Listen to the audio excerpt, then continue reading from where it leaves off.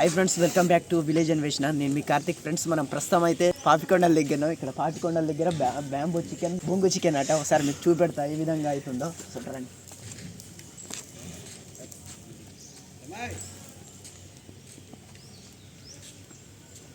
మనం కూడా తీసుకోవాలి.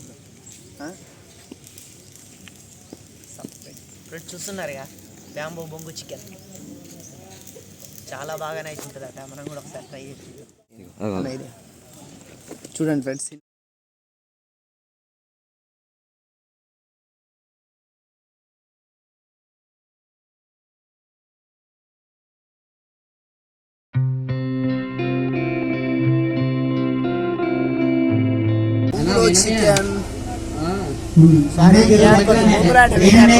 చికెన్ అన్ని తక్కువే.